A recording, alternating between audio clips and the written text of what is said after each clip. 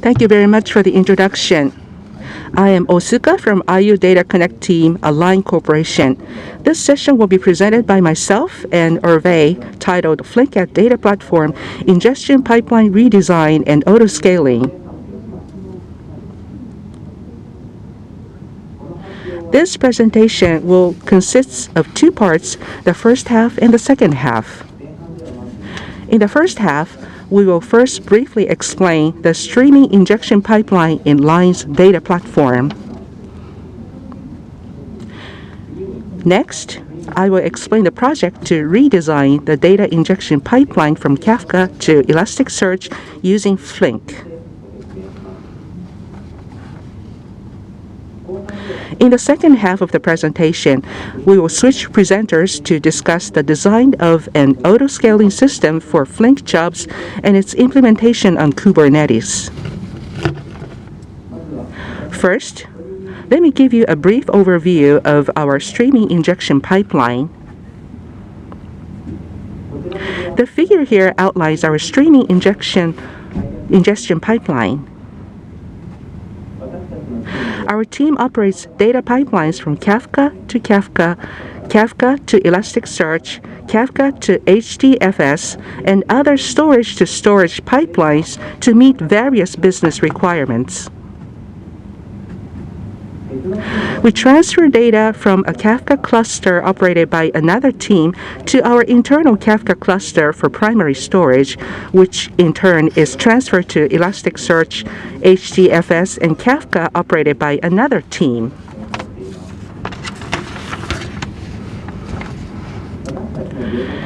The scale of our data pipeline grows every year.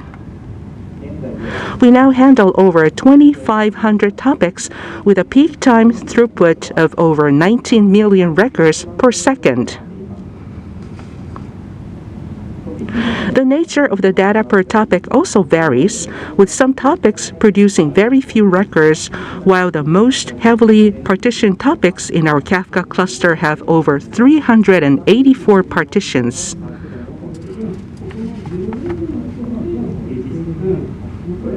There are three core components in these data pipelines, which include the three types that transfer data from Kafka to Kafka, Kafka to Elasticsearch, and Kafka to HDFS.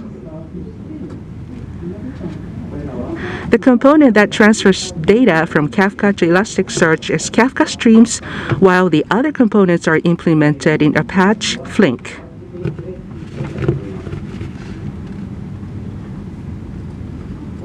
Here is a brief introduction to Apache Flink. Apache Flink is a framework used primarily for streaming processing. It has a great deal of functionality beyond what is introduced here, but I will introduce it based on our usage. First, as for the basic usage, the streaming process to be executed is divided into the following units: source to consume data, transformation to perform processing such as mapping and filtering, and sync to send data to outside. The connection relationships and user-defined functions are written in Java or other languages and built into a Java archive. When this is submitted to a Flink cluster, processing is distributed and executed on the cluster. Flink can be used in clusters on general servers and also has mechanisms for running on Kubernetes and Yarn.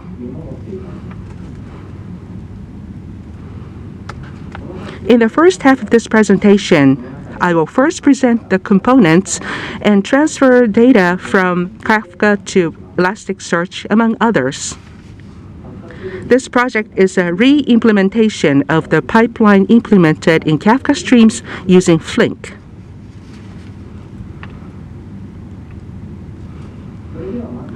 Let me first explain why we decided to re-implement the current Kafka to Elasticsearch pipeline with Flink. We found the following three challenges in running the pipeline. First is about the scalability and efficiency challenges. Second has to do with the data pipeline reliability challenges. And third is operational challenges.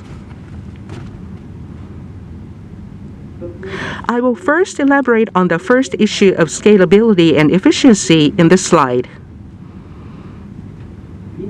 This diagram outlines the current Kafka Streams-based implementation. Within the stream thread of Kafka Streams, record, consumption, and processing are performed. The processing part of the records involves converting the record data format and adding the records to Elasticsearch's bulk processor. Elasticsearch's bulk processor internally buffers the data passed to it and then batches them together and sends them to Elasticsearch. The first problem with this implementation is that Kafka record polling is run in the same thread as processing, and the record polling process can block the processing. In fact, we have had situations in our pipeline where the stream threads have spent 75% of their time polling records, leaving only about 25% of the remaining time for processing records. The screenshot here shows the data sampled by visual VM when the phenomenon occurred. The problem occurred when data was consumed from Kafka clusters in different data centers. The latency of the inter-data center communication caused problems with the waiting time for the consumption. This problem was partially due to poor configuration of Kafka streams, and it was possible to reduce the polling rate by changing the configuration. However, the inability to use 100% of the allocated CPU time for processing is a factor that reduces pipeline efficiency.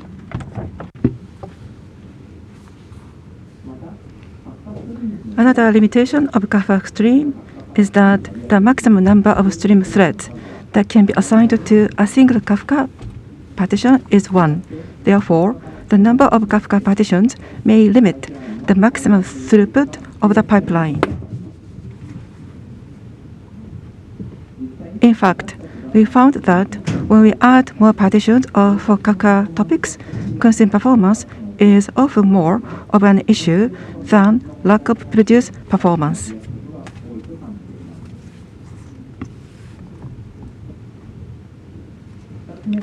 Let me elaborate on the second issue, which relates to pipeline reliability.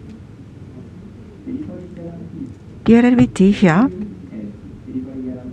guarantee here means being able to guarantee properties such as at least one and exactly once in data delivery. The current Kafka Stream-based implementation uses the official Elasticsearch bulk processor library in addition to Kafka Streams.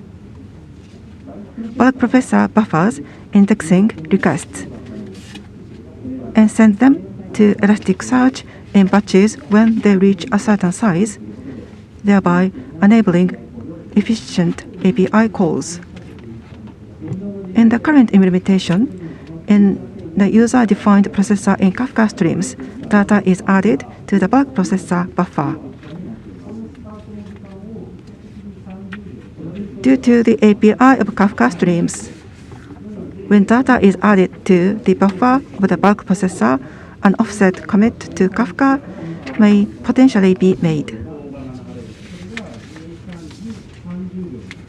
However, at the same time the data is added to bulk processor's buffer, there is no guarantee that data will be successfully written to Elasticsearch. For example, before bulk processor sends the request, the process may crash.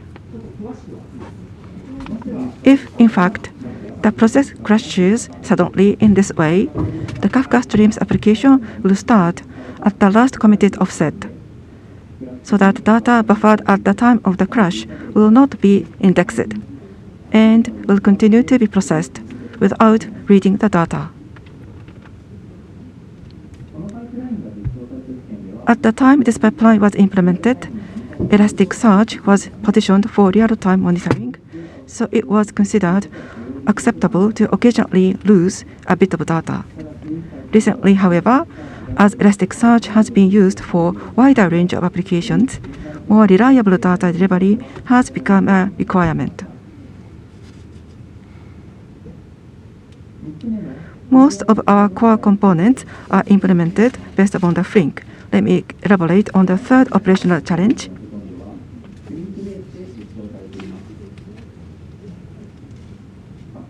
The only Kafka Stream-based component is the Kafka-to-Elasticsearch pipeline, so that needs to have operational knowledge of Kafka Streams in addition to Flink. In order to keep this pipeline running was an operational burden. Therefore, we decided to re-implement this project with 3 goals in mind: to improve scalability and resource efficiency, to provide better delivery guarantee, and to create a common pipeline implementation framework.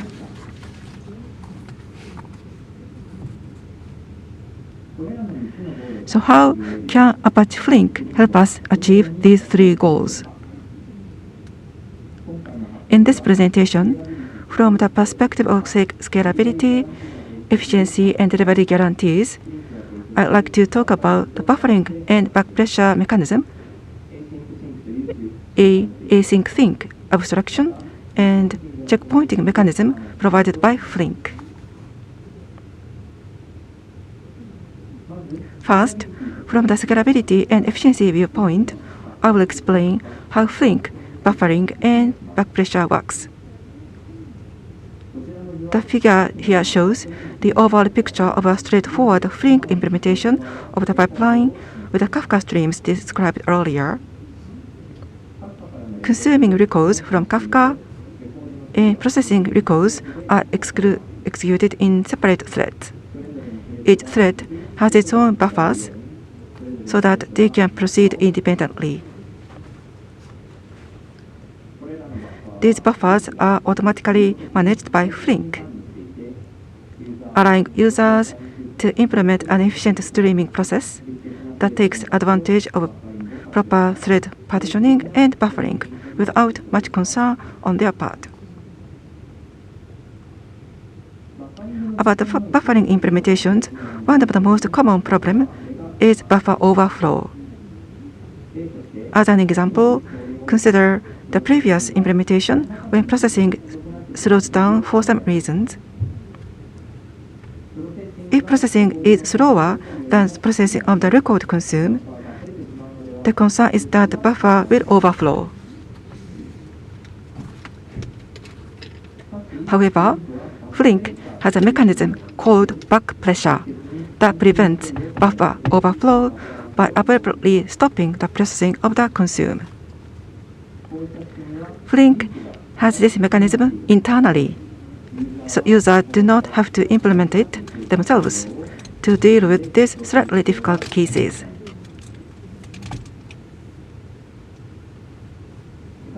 For the sake of time, I will not go into detail in this presentation, but you can set the parallelism level per task in Flink. In addition, communication between workers' nodes when running on a cluster is hidden from the user that handled well, so you can change number of threads.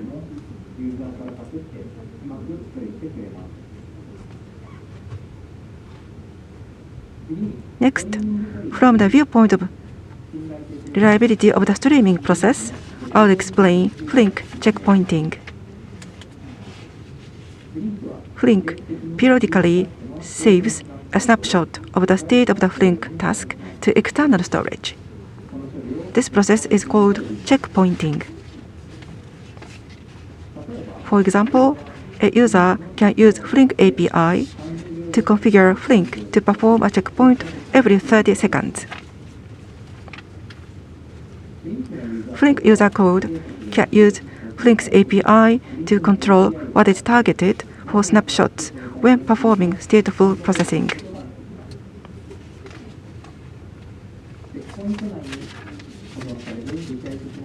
Examples include Kafka consumer offset and stateful computations that are subject to checkpoint.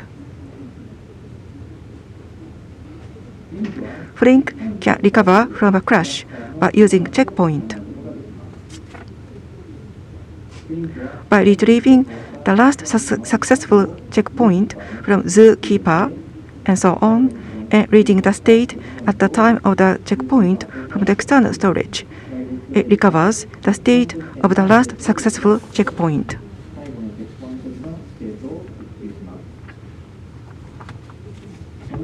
This recovery mechanism can be used not only in a state of crashes, but also for restarting jobs, etc. Next, I will discuss Flink async sync, also from a reliability perspective. Async sync is a relatively new mechanism released in Flink 1.15. Async sync provides a common implementation for implementing a connector that transfers data to a storage system that provides an asynchronous batch API client. Async sync provides three major components. The first is async sync writer, an implementation that controls the flow of data. Secondly, element converter, an interface that converts records to be sent into a format suitable for transmission. The third is an implementation that buffers data using Flink states and manages the data as a target for checkpoint. This figure shows the flow of issuing a request with async sync. The record to be sent are converted to a format suitable for sending, buffered, and when a certain number of buffers are filled with data, a batch is created and the API call is executed. Next, this diagram shows the flow of processing for a response. After the API call, it waits for the API response and updates the request buffer state according to whether the request completed successfully. Depending on the response, the request may need to be retried. Async sync abstracts this sequence of events and provides a common implementation. Users can implement connectors on top of this abstraction with little effort.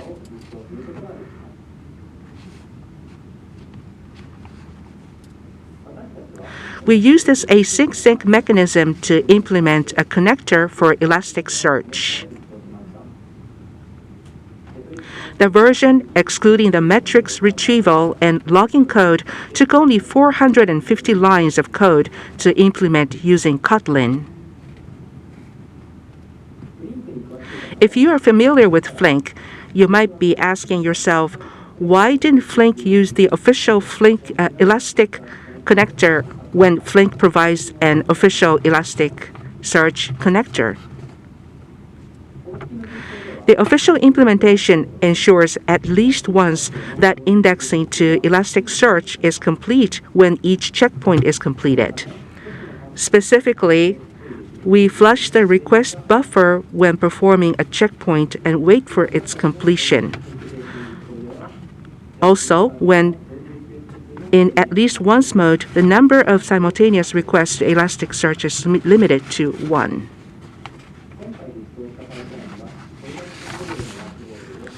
The pipeline, in order to make sure it is processing in the right way, we did the experiment in the following way. From our production cluster,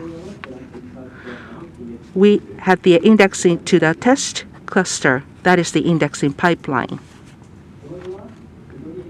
In this graph, the green line represents the number of records sent to Elasticsearch, and the yellow line represents the number of records flowing into the Kafka topic.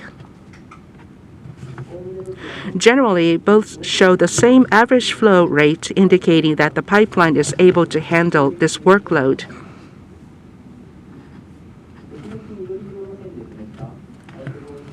The outgoing rate that is indicated by the green line is dropping.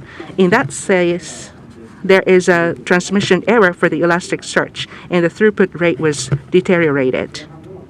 This is a summary of the first half of this presentation. We introduced our efforts to make the Kafka-to-Elasticsearch pipeline more scalable, reliable, and easy to maintain. Through experimentation, we have confirmed that our implementation has the performance to be applicable to production-level workloads while providing higher reliability than ever before. Currently, production is using a Kafka Streams-based implementation, and we plan to replace this one with this Flink-based one in the near future. That's all for the first half of the presentation. Now I'll hand it over to Hervé from the IU Data Connect team.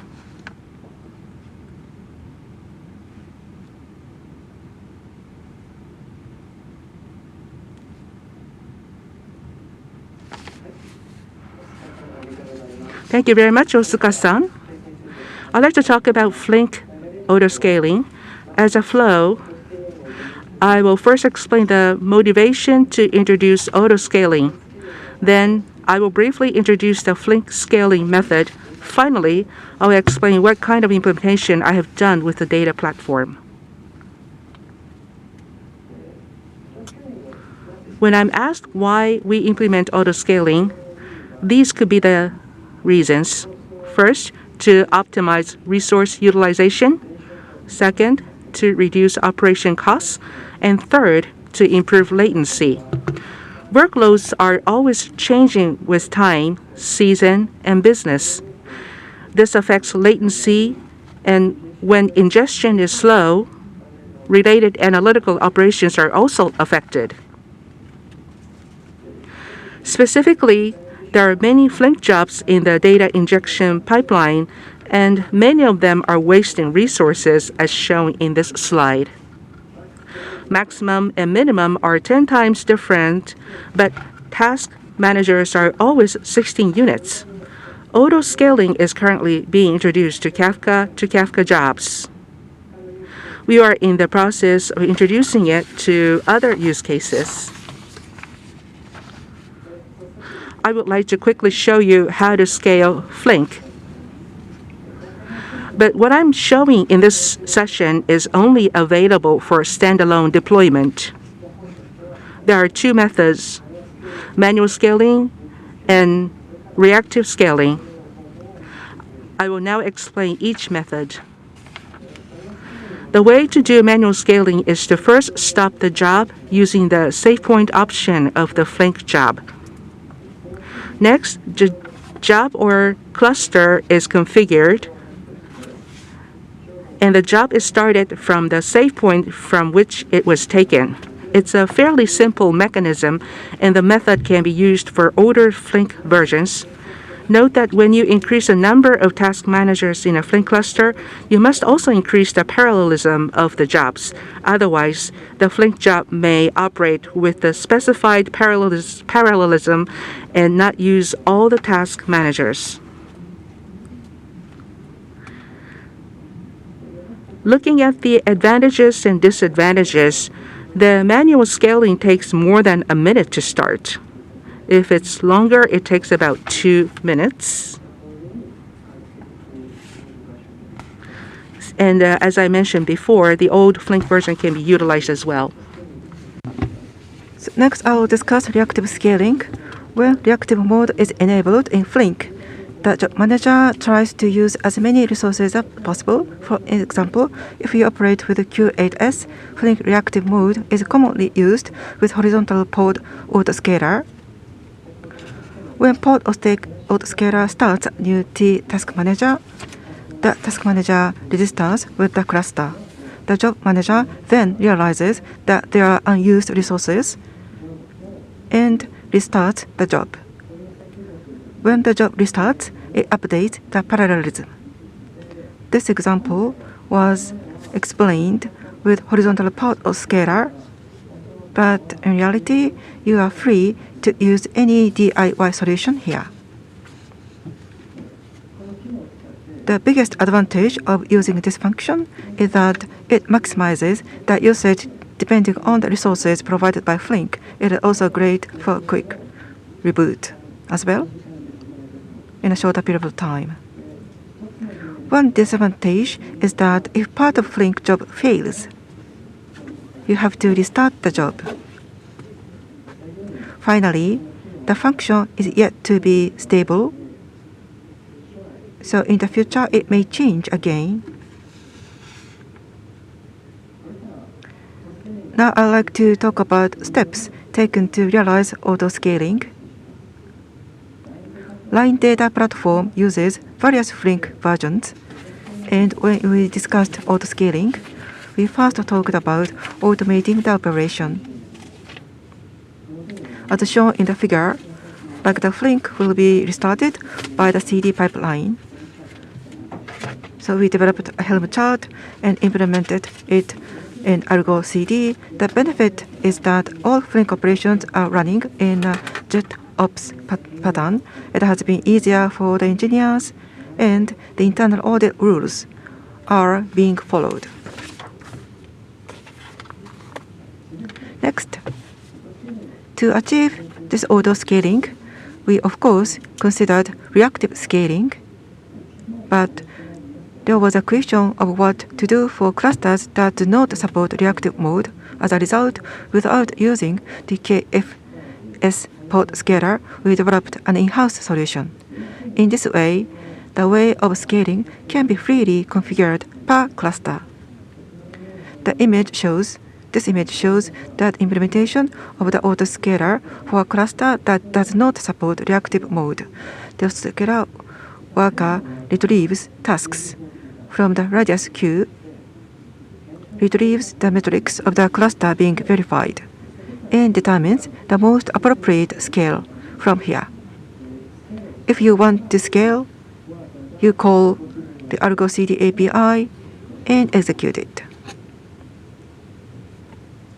Another pattern is a cluster that supports reactive mode. In that case, the worker does not need to call the Argo CD API, but simply updates the deployment task manager, and Flink cluster is rescaled.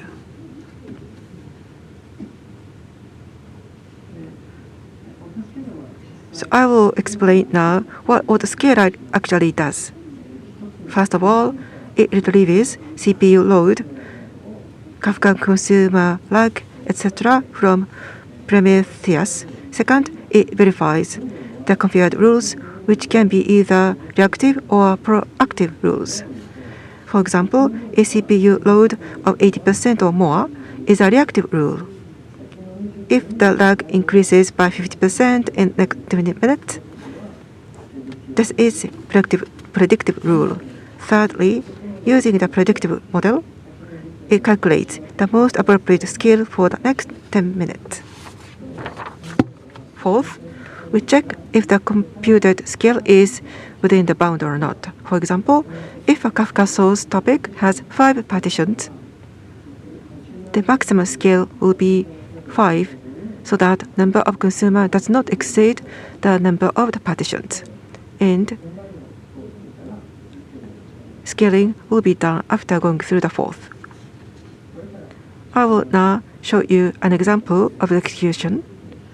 The left figure shows the execution without reactive scaling, and the right figure shows the execution with reactive scaling.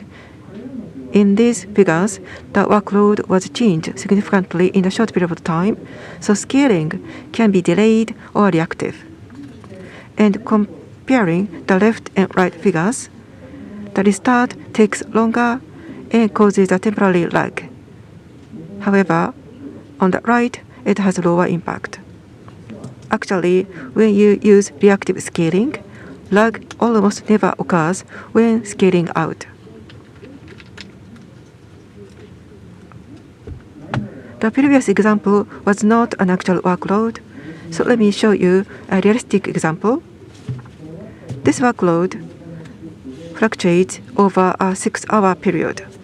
The result shows that CPU load will hold in the 50% to 75% area, except for the one task management period. As always, we use an average of 3.8 servers rather than 8 servers. About 50% of resources were saved. Looking at the advantages and disadvantages, the autoscaler can be used even with older clusters. It's easy to set up, and predictive rules are useful. The disadvantage is that depending on the workload, the rules may need to be modified. So I'll show you an example where the configuration needs to be modified. If you look at this figure, the workload is increasing, but at 937, we reduced number of task managers. As for the cause, the autoscaler calculated a linear regression for a small period of time and produced results like the red line. The workload was estimated to be decreased by mistake, and the number of task managers were reduced. So this is the common case when using linear regression. There are multiple solutions to this, but you can increase the period or improve the process for outliers, and then you can overcome these cases. So I'd like to summarize what we have been discussing so far. In order to achieve autoscaling in any version of Flink, we have taken two major steps. First, we automated the operation via the CD pipeline. Then, we developed an autoscaler that can be integrated with the CD pipeline. In the future, we will continue our development activities to improve our forecasting model and support other technologies.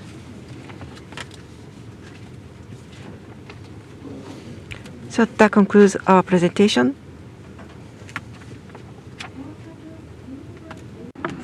Otsuka-san, Hervé, thank you very much. Starting from here, we're going to invite all the questioners from this point on, and we're going to deep dive into the content of the session by taking all the questions from the audience as well, in addition to the speakers. If you have any questions, please click the question button on the bottom of the screen to enter your questions. So the questioner this time is from Line. It's Yanchu Yang. And Ms. Yachu Yang, can you introduce yourself first? Line Taiwan. I'm the data engineer in Line Today project. I have so much fun joining this presentation. The data throughput introduced here is so amazing. First of all, I have a question about the first part of the presentation. Osuka-san introduced about replacing Kafka Stream with Apache Flink, and introduced that there's two parts in Kafka Stream. One is about pooling, and the other part is about process. Could Osuka-san give us more explanation about the operations are done in the process thread?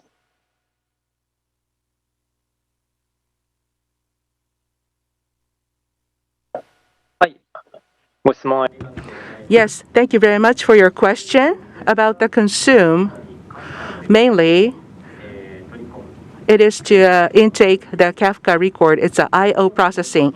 The other part, which is about the processing, that is to convert the data format in this processing.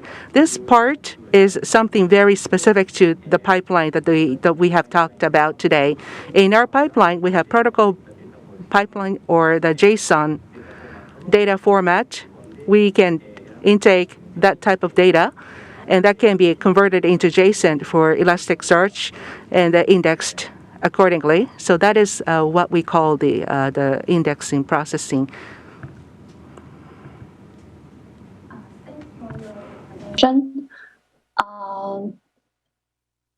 Currently, the process part is doing the data transformation. But as I know, Apache Flink can do lots of more complicated operation like window function or some kind of aggregation.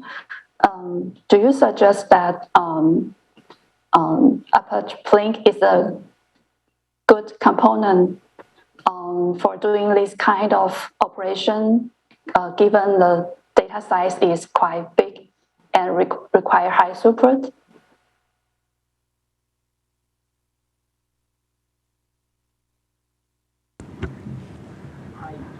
Yes.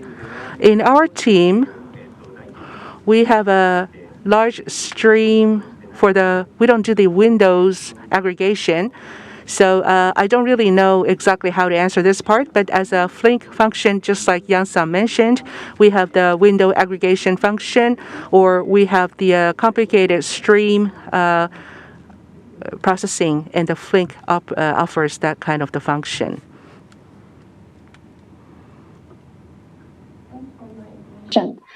And I have a question about the second part of the presentation about auto-scaling. Flok-san introduced about auto-scaling to dynamically increase or decrease the number of task manager. I'm also wondering about the current backend storage used in Flink in your design, and do you think it's necessary to consider the scaling of the storage backend during this auto-scaling process? はい、質問ありがとうございます。Thank you very much for your question. Right, with the storage backend, it's a DFS, so that is something that we don't really consider. In the real operation, that is not a bottleneck for us. On the other hand,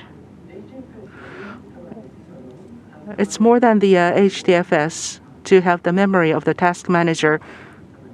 Sometimes you need to make the memory larger.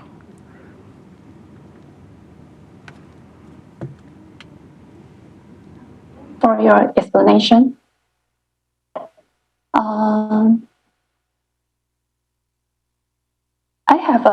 I would like to go back to the first part of the presentation, and Asuka-san mentioned about using Apache Flink, and the line of code is reduced significantly. And here you mentioned about coupling. I'm wondering if it's a practice that your team prefer to adopt coupling in this project?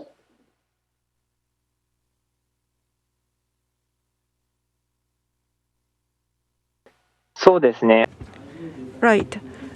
Within the IU Data Connect team, we like to use Flink as a main framework.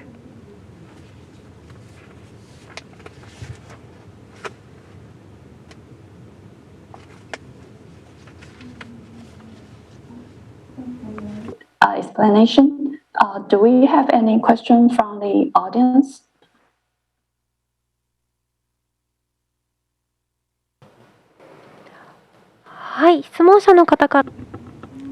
Yes, there are several questions we received from the other people.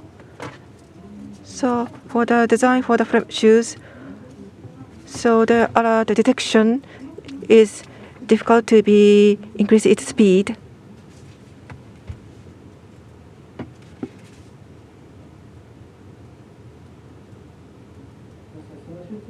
To the question, it is a metrics for getting auto scaling. Yes, correct. Yes, so far we don't have any difficulties at the moment, but I just wonder what would be the potential difficulties that other people are thinking about. Okay, thank you very much.